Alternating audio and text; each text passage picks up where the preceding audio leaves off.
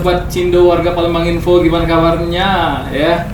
Jumpa lagi dengan saya Dwiki Ade Putra, dan hari ini kita akan membahas yang sangat dekat dengan anak-anak muda ya.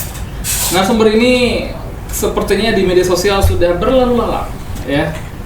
Kayaknya cuma TikTok aja yang enggak gitu ya. Ini lebih banyak di Instagram dan YouTube ya. Kalau warga Palembang Info ingat, ini sempat saya undang di 2 tahun lalu kalau nggak salah ya.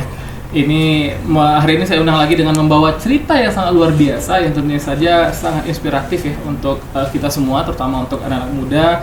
Dan nanti akan bercerita ada yang akan rilis nih dalam waktu dekat gitu ya. Oke, di studio udah hadir Andy Agustian. Halo Dwiki, halo apa kabar? Baik. Ya. Makin segar.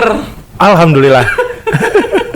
2 tahun yang lalu kita ngobrol ya sempat. Iya. Ngobrol itu kita bahas tentang pendidikan ya. Pendidikan, selesai studi, langsung diulik-ulik gimana proses studinya waktu itu.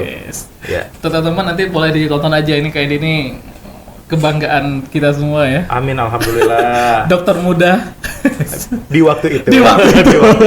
Sekarang masih dong. Alhamdulillah. Sekarang malah makin panjang gelarnya ya, sekarang. Amin, alhamdulillah. Aktivitas gimana, Ade? Aktivitas so far masih tetap bergerak di bidang pendidikan, dan juga kemarin baru ngerilis salah satu karya yang memang jadi passion aku sendiri. Tetap bergerak di bidang sosial dan juga edukasi, karena membina beberapa kegiatan, baik itu skalanya di Palembang ataupun skalanya nasional. Ya. Ya, berarti banyak sekali aktivitas yang dilakukan ya. Alhamdulillah.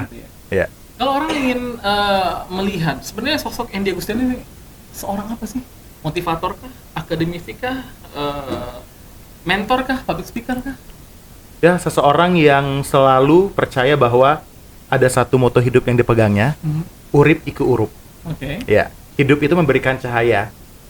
Cahaya itu harus dinyalakan. Jadi, selagi dia masih hidup, dia akan memberikan kebermanfaatan buat orang. Uri iku urup. Gitu. Uri iku urup. Filosofi Jawa. Filosofi Jawa ya. Ya, betul. Iya, kalau kita sehari lihat kan sebagai lecturer ya, dosen akademisi juga ya, dan juga aktif juga di fasilitator pendidikan gitu ya. Alhamdulillah. Lebih enak jadi dosen atau jadi apa ya, fasilitator pendidikan atau anak muda sih? Combine both.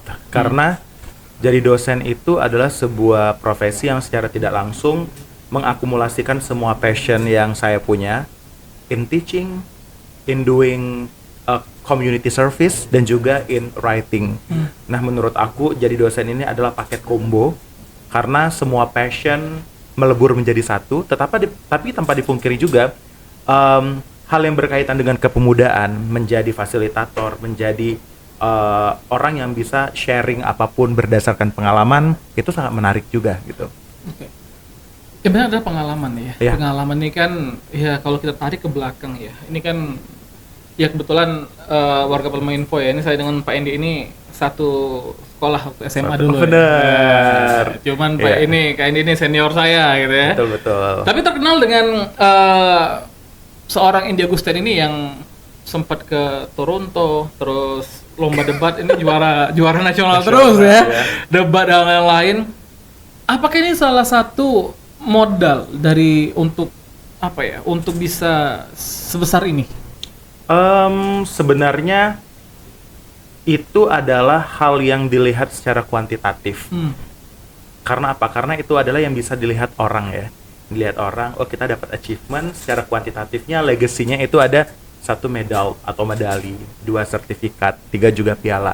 Itu kan hanya sebuah achievement yang dikuantitatifkan agar tervalidasi. Tapi di samping itu semua ada hal yang paling penting. Hal yang bisa membawa siapapun itu akan berada pada titik tertingginya adalah ketika dia tahu bagaimana memulai proses ketika dia punya rencana. Execute it, implement it, dream it, tetapi ya balik lagi, semuanya itu punya proses yang nggak mungkin kita mencapai itu dengan instan. Oke. Untuk sampai sejauh ini ya kita sempat ngobrol banyak ya tentang pendidikan ya, tentang soft skill yang dibutuhkan oleh anak-anak muda gitu ya. Dari pandangan Kak Andy ya, melihat pendidikan itu seberapa penting untuk suatu proses kehidupan ya, atau suatu proses masa depan, karena kita realitanya sekarang ini kan anak-anak muda ini lebih banyak mungkin mereka pengen bekerja ya, pengen bekerja, ingin menghasilkan uang. Sedangkan di sisi lain kan kita berbicara pendidikan, ya memang wajib ya sampai SMA ya, kan. Ya kan ada pendidikan lanjutan yang tinggi dan lain-lain. Iya benar. Sampai kayak Pak Edi Sripo sampai S3. Alhamdulillah. Gitu, ya. Nah, bagaimana melihat peran pendidikan di dalam anak muda saat ini? Wah, peran pendidikan tentu sangat penting sekali ya, karena kata pendidikan itu muncul pasti karena ada marwahnya sendiri. Kita tahu bahwa di Indonesia bapak pendidikan kita adalah Ki Hajar Dewantoro. Saya selalu berpegang teguh pada filosofi yang selalu dia canangkan, Ingarso Suntulodo eng Madio Mangungkarso Tutwuri Handayani. Jadi pendidikan itu adalah bagaimana cara kita menginspirasi, mendorong dan juga memberikan contoh dan teladan. Nah, di sini ada contoh dan teladan. Dengan kita memahami esensi dari pendidikan, yang paling penting itu adalah hal yang harus kita tanamkan di dalam diri kita adalah bagaimana memanusiakan manusia. How to humanize human itu sendiri. Itu penting banget. Sehingga kenapa? Banyak orang yang berpendidikan tinggi tapi etiknya kurang, dia tidak bisa menghargai. Begitu juga sebaliknya. Makanya landasan dari pendidikan itu menurut saya sangat penting sekali. Ketika fondasi dan landasan itu terbentuk dengan maksimal, mudah-mudahan akan continue, akan panjang. Gitu. Proses seperti apa yang dilalui selama sampai ke titik ini ya, Pak Edi ya? Proses apa yang paling sulit dilalui atau titik burnout-nya, titik demotivasi itu? Di titik mana? Titik yang mendeklarasi bahwa aku harus mencari definisi yang sebenarnya dari titik balik itu sebenarnya. Aku adalah seseorang yang selalu sharing pengalaman kepada anak-anak muda dan banyak sekali pertanyaan yang secara tidak langsung mengevaluasi aku sendiri ketika diberikan pertanyaan, what is your turning point?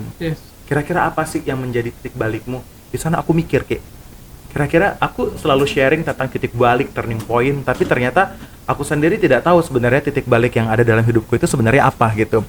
Apakah titik balik or turning point itu is all about sad, is all about happiness? Ataukah turning point itu adalah sesuatu hal yang membuat kita benar-benar renta, membuat kita merasa tidak berdaya? Ternyata setelah aku riset, setelah aku memahami what happened in my life, what happened in my environment, ternyata titik balik atau turning point itu lebih dari itu. Bahkan kebahagiaan yang tanpa kita sadari, kesedihan yang mungkin selalu kita jadikan sebagai pemicu masalah kita, kadang kita mendeklarasi kalau itu titik balik kita, tetapi ternyata enggak. Waktu itu aku berada pada suatu momen bahwa aku dihadapkan dengan banyak pilihan, dan pilihan itu sangat menguntungkan dan sangat baik, tetapi aku nggak tahu harus pilih yang mana. Dan menurut aku ketika itu adalah titik balik yang paling sulit yang harus aku hadapi. Di satu sisi aku memilih A sangat baik tapi ada konsekuensinya. Di sisi yang lain aku memilih B itu sangat baik juga tapi ada situasi dan kondisinya juga. Tapi I have to choose one of them. Akhirnya aku berusaha untuk memilih itu sehingga pada akhirnya aku yakin ini adalah yang terbaik dan aku jadi seperti ini karena keputusan yang sudah aku renungkan dan aku rumuskan sesuai dengan formulasi hidupku sendiri. That's my turning point sebenarnya. Di saat waktu itu usiaku harus dewasa tapi sebelum waktunya. Sebelum waktunya. Gitu. Wow. Nah, di titik berarti kan ketika kita sudah sampai ke suatu tujuan kita muter balik gitu ya. Berarti kan sudah nyampe mentok sudah sampai puncak sehingga kita udah nggak tahu lagi mau kemana gitu kan. Balik lagi. Nah, dan kita Pak Edi sendiri nih. Ini yang sudah tinggi, yang sudah puncak, sudah mentoknya di titik apa sehingga Pak Edi memutuskan untuk memutar balikan titik itu? Sebenarnya cukup ambigu ya. Kalau misalnya dibilang titik yang paling tinggi artinya seolah-olah kita sudah achieve apapun yang kita inginkan ya. Tapi sebenarnya nggak seperti itu. Aku dalam hidup aku membuat fase kehidupanku, fase 0, fase 1, fase 2 dan fase 3. Titik balikku saat ini adalah ketika aku mendeklarasi bahwa ini adalah Andy 2.0. Ya. Andy 2.0 dengan koordinat X-nya 2 dengan koordinat Y-nya itu 0. Basic aku adalah anak astronomi ya, Wiki ya. Aku belajar teknik geodesi, pemetaan berkaitan dengan koordinat. While aku tahu posisiku adalah N di 2.0, artinya kan di sini X-nya itu di 2, Y-nya itu di 0. Oh, berarti kan dia horizontal. Nah, ketika aku berada pada titik 2.0, ada demotivation sometimes, sehingga aku mencari kira-kira how to solve my demotivation itu seperti apa. Aku mencari rumusan bahwa hidup ini bagaikan koordinat X dan Y, ada kalanya kita berada di kuadran positif, ada kalanya kita berada di kuadran negatif, yang namanya manusia ya.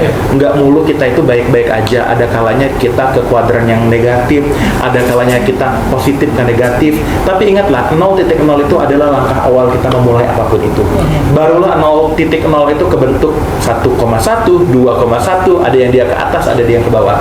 Dan ketika N di 2.0 ini mencapai titik itu, dia sadar bahwa harus balik lagi nih ke titik 0,0 agar dia tahu bahwasanya ini loh yang kamu inginkan ketika kamu 0.0 itu. Jadi ngapain harus disesalin, ngapain harus diungkit-ungkit lagi. Setiap hidup tuh punya luka, setiap manusia itu punya kesedihan, setiap manusia itu punya kerentanan. Gak apa-apa kok nggak sempurna. Jadi ibaratnya di ND 2.0 ini sedang riset tujuan hidupnya, kembali ke nol lagi gitu ya. Dan ini sebenarnya korelasi dengan pendidikan. Dulu fase-fase sebagai seorang sarjana, proses sarjana, wah belajar tuh gila-gilaan banget. Karena yang dikejar adalah pengalaman dan juga pengalaman organisasi, tetapi challenge nih. Pokoknya harus jadi lulusan terbaik nih. Nggak tidur, pokoknya belajar terus. Masih ada ambisi ya? Ambi banget gitu. Terus waktu ke master, polanya sama, tetapi lebih santai. Hasilnya juga sama kok. Yang penting di sini adalah kita benar-benar membuat strategi yang tepat, yang matang, tetapi kita juga tahu how to treat and how to appreciate ourselves. Itu penting banget. Nah, di sanalah sebenarnya literally memahami konsep hidup. Memahami konsep hidup. Iya, konsep hidup. Dan ya mungkin untuk yang pemirsa nonton ya, warga itu mungkin masih ada yang hidupnya belum terkonsep ya. Jadi memang kita tuh harus membuat konsep arah tujuan hidup kita ini mau kemana gitu ya. Betul. Jangan kita melalui hari demi hari gitu, tapi tidak ada ujungnya itu mau kemana, goalsnya apa gitu ya.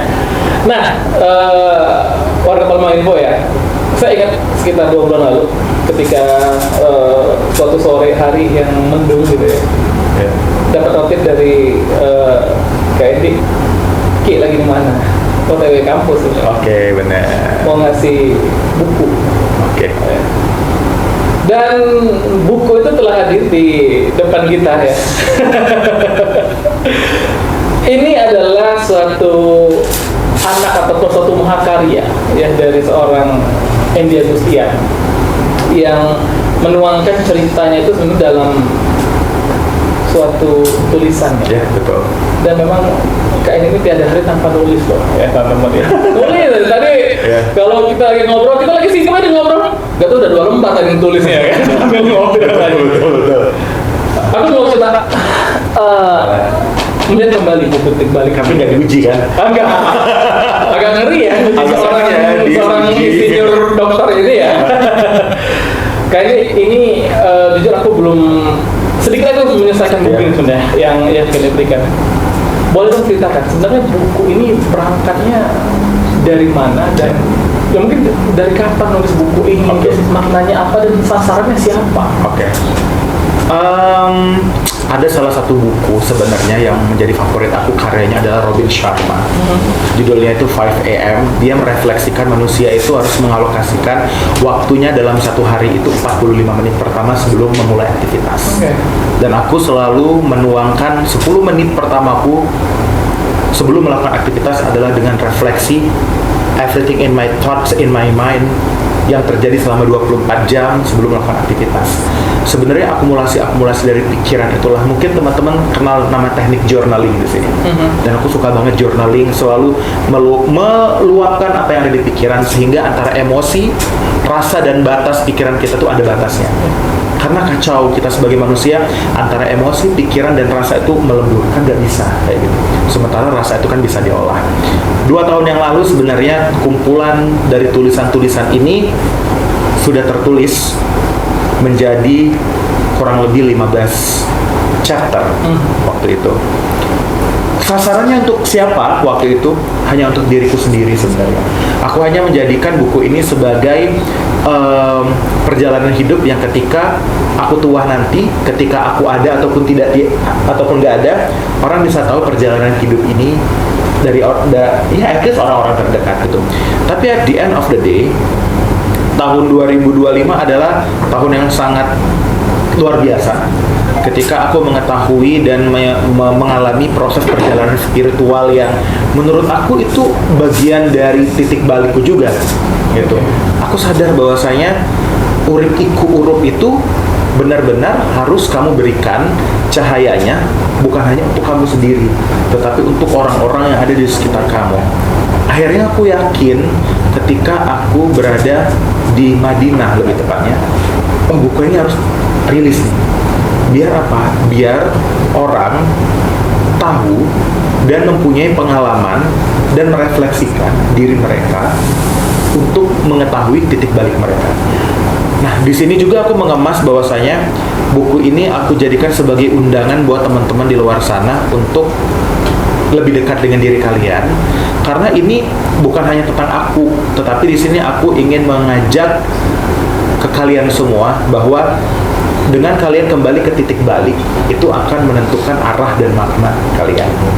Gitu. Oke, Ya. ini bisa. Dan perjalanan yang paling baik adalah perjalanan pulang untuk menuju diri sendiri. Ya.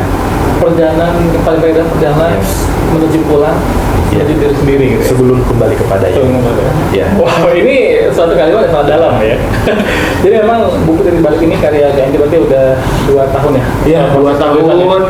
Waduh, lama banget prosesnya. Dan nama Titik Balik ini juga sebenarnya ditentukan hampir 1 minggu sebelum diserahkan ke penerbit. Oke, Titik Balik namanya. Yes. Jadi kalau nanti teman kalau mau lihat lengkapnya itu boleh langsung di DM aja di Andy Agustian ya. Atau di Instagramnya Titik Balik. Ya. Ini aku ingin membedah sedikit isi ya, dan aku yakin ini adalah bukan hanya cerita dari seorang Andy Agustian. Di sini ada makna tersirat ya. Kalau teman baca di dalam buku ini banyak kalimat-kalimat ini yang tersirat. Kira-kira apa ya maksudnya gitu ya? Di sini ada 4 bagian ya, kayak. Ini aku akan tanyakan, akan diuji ya. Ini Anda akan masuk ke ujian saya ya. Cukup pressure ya. Ada 4 bagian gitu. Betul. Di sini dengan kata-kata yang sangat dalam. Yang bagian pertama akar yang membentuk. Akar yang membentuk. Aku berasal dari sebuah kota yang penuh dengan hiruk pikuk, tapi dia punya sejarah yang sangat luar biasa sekali. Di sini aku mengangkat kota Palembang sebenarnya.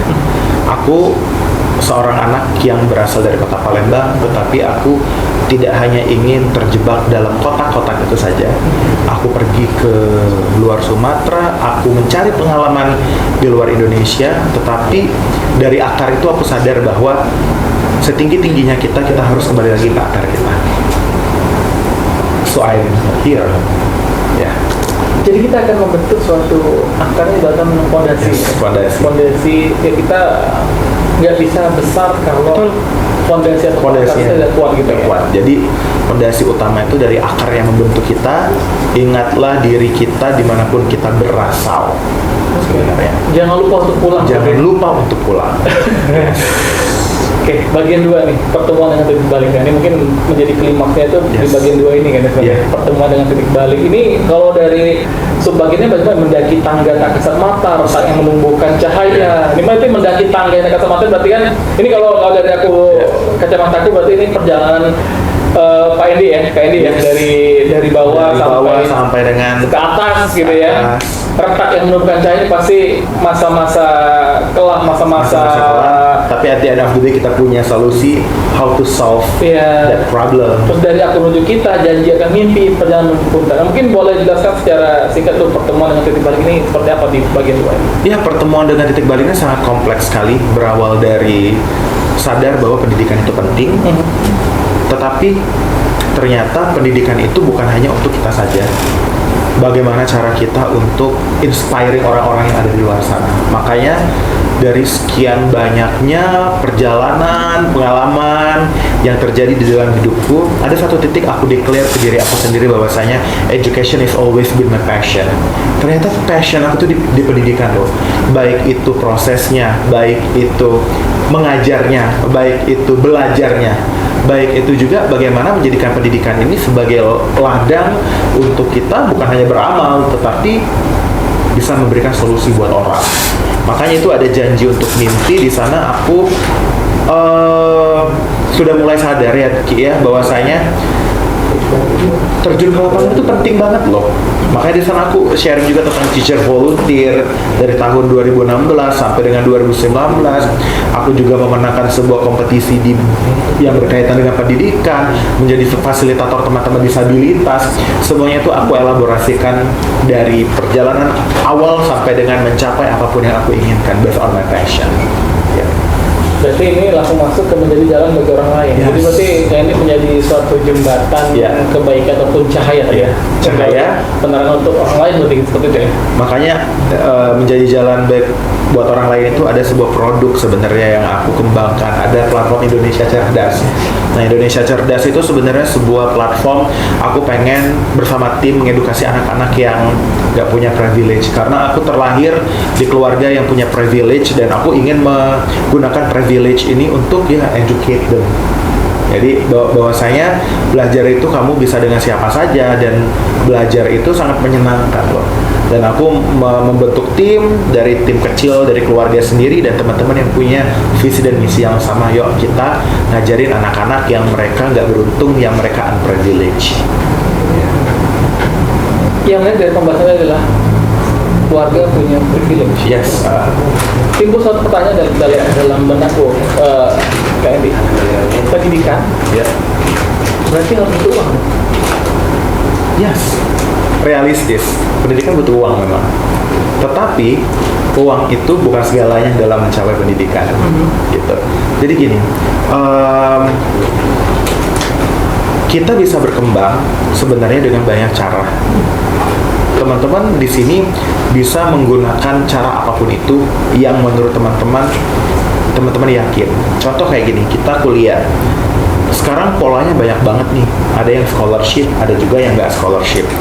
Apakah orang yang nggak dapat scholarship itu dia nggak berjuang? Nggak juga.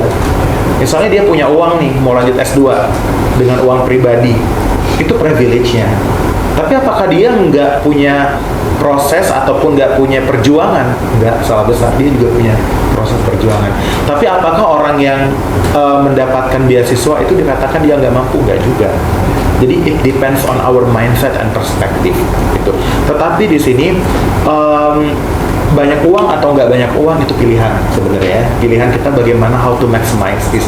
Bagaimana cara kita memaksimalkan itu. Yang penting di sini yang perlu kita highlight adalah pendidikan itu sebenarnya cara kita untuk melatih pola pikir kita agar kita punya konseptual yang matang, agar kita tahu mana yang baik dan benar, agar kita tahu mana yang salah ataupun yang nggak salah, gitu. Masuk bagian 4 cermin kehidupan. Jadi di sini ada titik terendah ya. Batu karang di tengah ombak. Yes. Dan titik garis dari luka kekuatan. Titik terendah, jejak spiritual, dan yang terakhir ini matahari belum terbenam. Betul. Itu adalah sebuah keyakinan bahwa kita manusia itu pasti berada pada momen yang paling rentan sekali. Dan ketika kita berada pada momen yang paling rentan, kita balik ke diri kita, tetapi kita pasti harus ingat kita itu berasal dari mana, kita itu terbentuk dari mana, dan seimbangkan komunikasi antara vertikal dan juga horizontal. Sehingga di sana, walaupun kita sudah berada pada titik terendah kita, titik itu bukanlah akhir dari hidup kita. Setelah titik akan ada koma-koma selanjutnya.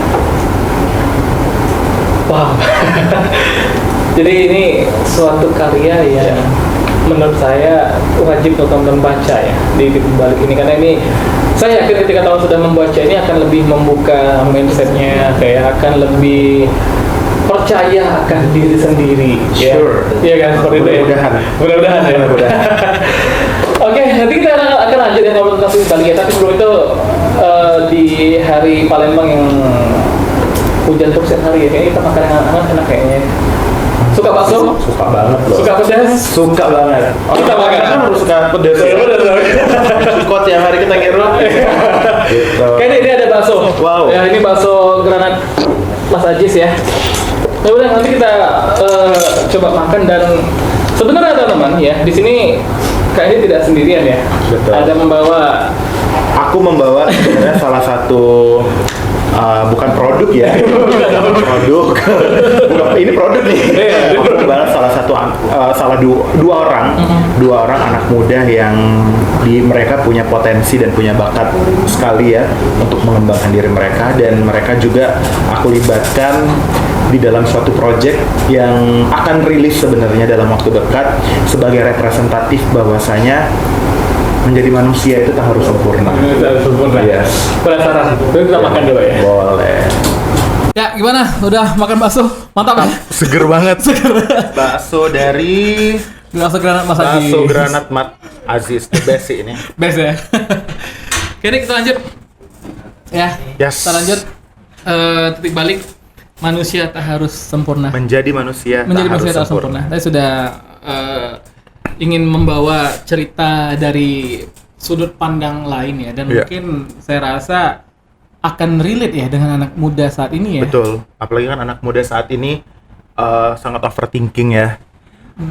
Tiba-tiba demotivation, tiba-tiba aduh mau healing gitu dengan hal-hal yang mungkin mereka punya banyak ekspektasi tetapi mereka belum bisa mencapai ekspektasi itu. Padahal nggak apa-apa loh. Ekspektasi itu kan sesuatu yang kita inginkan, harapkan, belum tercapai juga nggak apa-apa kok. Akan ada waktu yang tepat gitu. Nggak sabar ingin dengar ceritanya. Boleh langsung kita panggil ya. Siapa yang dibawa? Ada Cia, Keisha. Ada Keisha. Halo. Iya, masih muda, cantik ya. Satu aja nih? Nggak, ada dua. Oh, ada dua. Ada Arshel juga. Arshel. Wah, ini bawaan Bon kayak ini ya, cantik-cantik, ganteng-ganteng ya. Kayak bujang gadis aja ya. Memang mereka bujang bujang gadis ya. Ya. Masih bujang dan ngasih gadis ya. Gadis. Jangan ngomong itulah. Iya, benar. Saya ngobrol dengan dua bujang ini berarti nih. Iya, benar. Kita juga masih bujangan ya. Yes. Jadi, gimana kabarnya? Panggilnya Cia ya? Cia dan Arshel ya? Iya, Arshel Kak. Gimana kabarnya? Alhamdulillah baik. Oh, iya. Alhamdulillah sehat Kak. Jadi sekarang masih kuliah ya? Iya, Mas. Iya, masih kuliah Kak, tapi libur. Iya, masih libur. Bener jawabannya. Bener. Nilai udah keluar nilai? Udah ya. Ada C? Nggak ada. Cia aman nilai? Aman ya. Tadi sudah cerita banyak tentang titik balik, tentang buku titik balik menjadi manusia tak harus sempurna. Yang ingin penasaran adalah gimana ceritanya Arshel dan Cia ini bisa tergabung ke dalam proyek ini gitu. Apakah kalian dibuka sayembara oleh Pak Endi gitu kan? Siapa yang ada cerita sama atau titik balik gitu kan? Atau kalian baca ataupun gimana kayaknya ada dengan aku. Mungkin gimana ceritanya? Mungkin dari Cia dulu deh. Oke, waktu itu sempet kan lagi buka-buka HP, lagi abis angka itu Pak. Tiba-tiba Bentar, jangan manggil Papa ya. Iya. Nanti kebuka profesi saya ini. Kakak aja. Ya, lagi baca handphone habis MK. Lagi baca handphone, terus tuh habis MK. Jadi situ dari Pak Andinya tuh langsung bilang kayak, Cia, sama Arshel nih ada project nih dari saya. Itu kepo banget Kak. Jadi itu kan juga pertama kali Cia ada project gitu kan. Kepo banget tuh apa sih projectnya. Jadi dari situ kami berbincang-bincang sama Pak Endi. Ternyata tak harus sempurna itu jadi project pertama kami. Dan di situ Cia kayak kayaknya relate banget nih sama Cia. Cia juga kan orangnya kayak udah beberapa kali ngerasain kegagalan yang ada di dalam hidup Cia. Terus juga kayaknya tak harus sempurna tuh jadi salah satu kayak ngewakilin Cia gitu kan, nyampein cerita Cia juga ke anak-anak muda bahwa kegagalan tuh bukan suatu akhir dan kita juga nggak harus jadi sempurna untuk jadi manusia yang bisa diterima oleh seluruh orang, semua orang. Oh, ya. Iya. Oke. Bisa saya terima dengan jawaban itu. Saya akan tanya lagi ya dengan Cia ya. Karena menarik nih ya. Arshel, gimana Arshel? Untuk dari Arshel gimana ceritanya? Sama sih Kak, kurang lebih kemarin tuh lagi scroll TikTok kan. Terus Pak Ende ngechat, "Sel, bantu Bapak ya sama Cia. Kirain mau ngapain Kak? Tau-taunya ada proyek Tahar Sempurna." Sejauh ini lagunya rilis sama kehidupan sih Kak. Langsung di spill-nya lagu ya. Ini lagi nahan-nahan nih. Ini langsung to the point ya. Langsung to the point ya dia. Iya. Oke, aku ke Kang nih. Ya, memilih mereka berdua ini pasti ada satu alasan ya. Nggak Iya. tiba-tiba dong langsung di chat gitu ya. Mungkin ada alasan khusus ataupun ya apa gitu yang tiba memilih mereka berdua? Jujur aku kenal mereka bentar, nggak lama ya sebenarnya. Mereka masih maba. Kebetulan kalau di kelas kan Cia termasuk salah satu mahasiswiku juga ya. Tapi kalau di kelas ya hubungan kita layaknya pengajar dan mahasiswi yang kebutuhan pengajaran doang gitu. Sama Arshel juga baru ketemu di organisasi sebenarnya. Belum banyak dan belum kenal dengan mereka. Tetapi kayak aku punya keyakinan aja, kayak ada hubungan emosional, kayaknya mereka cocok deh di project ini karena di sini aku pengen cari orang yang mau belajar dan bertumbuh. Ya, mau belajar dan bertumbuh, tapi aku tahu di dalam diri mereka itu ada skill, ada talent, ada bakat yang kalau dikembangkan ini kedepannya bisa bagus banget loh. Oke. Ya. Nggak ada indikator yang spesifik, nggak ada SOP yang spesifik, tetapi aku kayak yakin aja mereka Kayaknya ada gitu ya. ada sisi yang bisa mereka kembangkan di dalam diri kalian berdua. Makanya di sini aku selalu menekankan, nggak apa-apa, nggak perlu sempurna kok. Yang penting di sini kalian just be yourself. Shal, di campaign tadi menjadi manusia tidak harus sempurna gitu ya. Perjalanan seperti apa yang kita demotivasi ya, terus titik terendahnya seperti apa, kegagalannya apa, nah itu apa yang bisa lo rasakan? Pernah nggak dari titik itu? Sering sih Kak. Sering, bahaya nih. Udah kena mental nih, sering ini ya. Nah, gimana? Tapi yang paling ngerasa gagal tuh pas gagal tes sekolah kedinasan kemarin sih Kak. Pas tes SKD lagi awal. Itu gagalnya ngerasa gagal banget. Jadi sempat galau gitu ya? Iya, sempat galau sih Kak, sempat down, tapi nggak berlalu down sih. Langsung semangat lagi. Langsung lagi ya. Cia tadi sama aja berkali-kali gagal tadi gitu. Ini kegagalan apa Cia? Kalau Cia tuh mimpi Cia dulu tuh Kak pengen jadi mahasiswa di bidang hukum. Cia tuh seneng banget di bidang hukum. Suka sama Hotman Paris? Suka kan? Suka. Wah. Tingkatkan dan kembangkan. Oke gitu. Nah, terus dari SMP tuh udah ngebayangin kalau misalnya pengennya jadi jaksa, pengennya pokoknya di instansi hukum lah. Jadi kemarin pas waktu pembukaan pendaftaran SNBT ya, Cia tuh udah nyoba-nyoba berkali-kali pakai jalur-jalur yang dari jalur prestasi, dari jalur tes juga kan kemarin mandiri. Itu effort orang tua Cia tuh udah nganterin tes, nunggu sampai tes itu kan udah kayak wah ini kalau misalnya gagal tuh bakal jadi kayak frustasi banget gitu kan. Sampai juga jadi pas waktu itu pas keluar pengumuman itu ternyata bukan jalannya ke hukum. Nah di situ juga Cia udah ngerasa gagal, udah ngerasa kayak wah udahlah kayaknya ini jalan terakhir.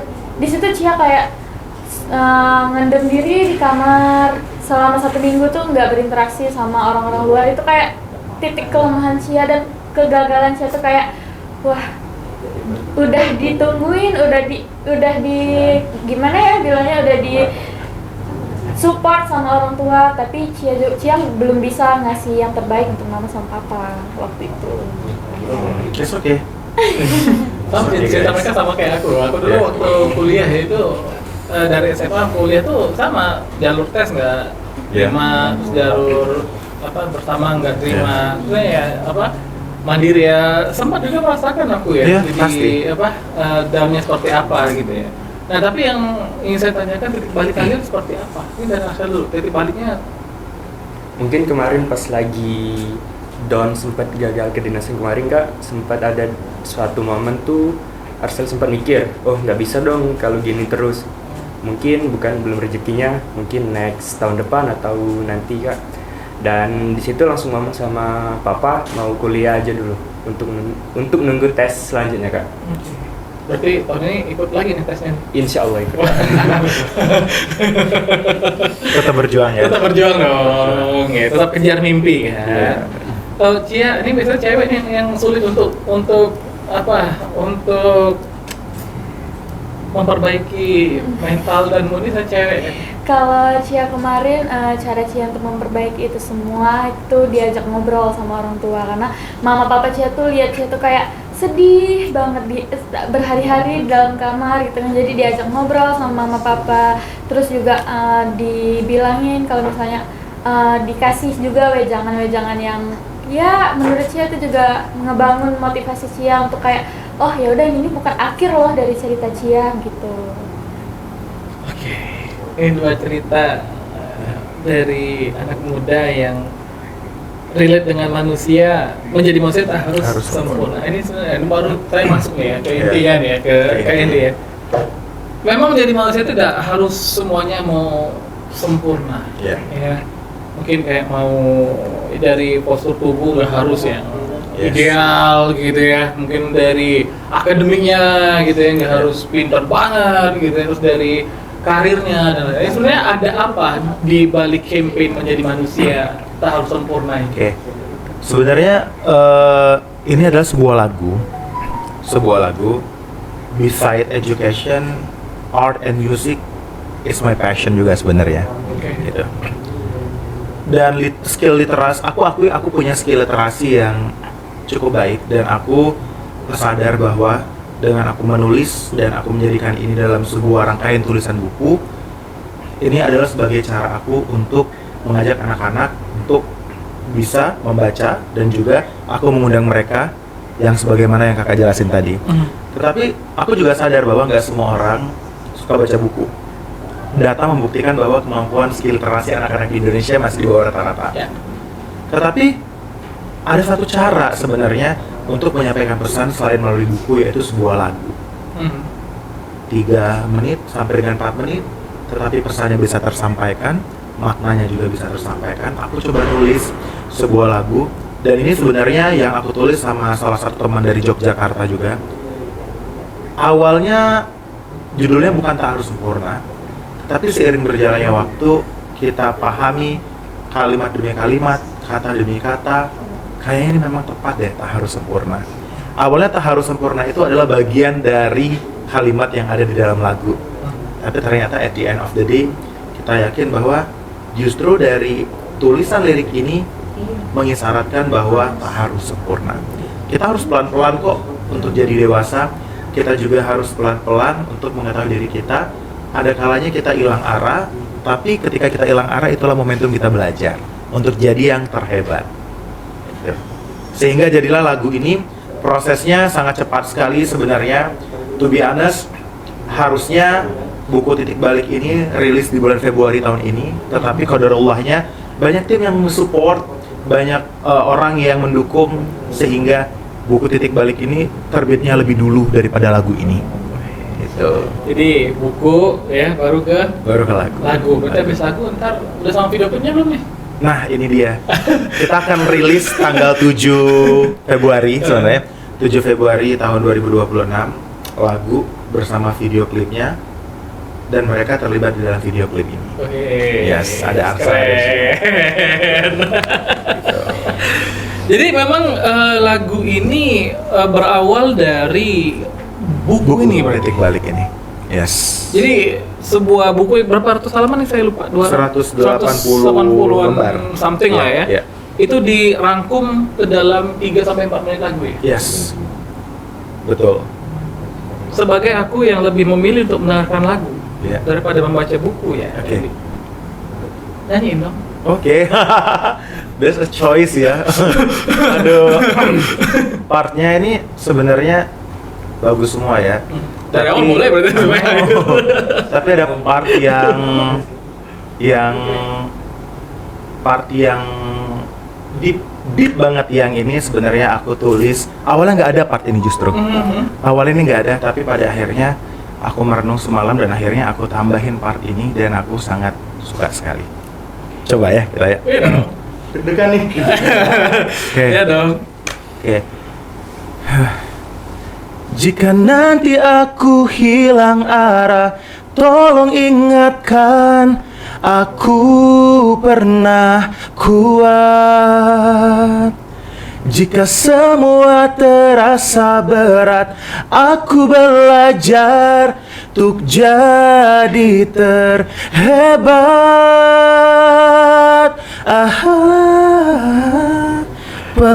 Pelan-pelan kita dewasa. Wih. Gimana ya? Gimana ya? Kita Iya, balik dari tadi. Betul, Udah, betul, kita bedah betul, sedikit. betul. Tolong ingatkan kalau Iya. aku hilang arah. Ya, tolong ingatkan. Jika nanti aku hilang arah, tolong ingatkan. Aku pernah kuat loh. Oke. Sometimes tadi yang aku ceritain, ketika kita berada di kuadran yang negatif, ya artinya kan kita manusia ups and down. Gak melulu hidup kita ini positif-positif aja. Pasti ada yang negatif-negatifnya. Kita pernah nakal ya. Tapi tolong ingatkan loh. Jika semua terasa berat, ya that's life. Aku belajar, kita akan berproses untuk jadi orang terhebat sesuai versi kita. Yang penting, pelan-pelan kita belajar dewasa. Pelan-pelan kita belajar dewasa. Wow, Gitu. kan kita pun kita belum merasa terlalu dewasa ya. Betul. Ini ya masih Betul. belajar ya terus Yes. belajar untuk menitih kehidupan Yes. ini gitu ya. Iya kan? Wow. Jadi ini akan rilis ya di Yes. 7 Februari ya. 7 Februari akan rilis di kanal YouTube dan juga di platform musik yang bisa diakses oleh teman-teman di luar sana. Wow, luar biasa. Semoga dengan lagu ini kita, ada aku, ada Cia, ada Arcel, kita bisa menyuarakan campaign ke orang-orang di luar sana untuk menjadi manusia tak harus sempurna. Jadi masih harus sempurna ya. Yes. Cia, Arcel gimana dengan lagunya itu memang kena banget dengan kalian ya? Kena banget sih kak. Relate banget. Kompak ya. Di titik mana yang sangat real, apa yang tadi yang dinyanyikan atau ada atau semua lagu? Semua lagu sih kak. Semua lagu relate ya? Semua lagu. Oke. Itu pasti pada penasaran banget lirik-liriknya tuh memang relate banget sama kehidupan. Apalagi kami. Ya di umur kalian ini kan ya masih ragu untuk mengambil keputusan ya kan, kayak sedikit insecure. Nah, mungkin dengan lagu ini diharapkan bisa menjadi penyemangat ya kayak Andy ya dan Yes. Cia dan Axel ya untuk teman-teman di luar sana gitu ya. Semoga lancar ini Amin. untuk publishnya. Ya, mungkin ini akan tayang setelah lagunya launching ya ini ya. Betul. Ya. Yes.